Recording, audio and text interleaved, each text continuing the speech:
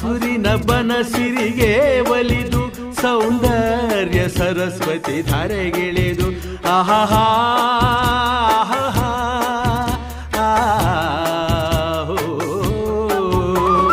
ಹರಿಯುವ ನದಿಯಲ್ಲಿ ಜಾಡಿ ಹೂವನದಲ್ಲಿ ನಲಿಯುತ್ತ ಓಲಾಡಿ ಚೆಲುವಿನ ಬಲೆಯ ಬೀಸಿದಳು ಈ ಗಂಧದ ಗುಡಿಯಲ್ಲಿ ನೆಲೆಸಿಹಳು ಇದು ಯಾರ ತಪಸ್ಸಿನ ಫಲವೋ ಈ ಕಂಗಳು ಮಾಡಿದ ಪುಣ್ಯವೋ ಆಹಾ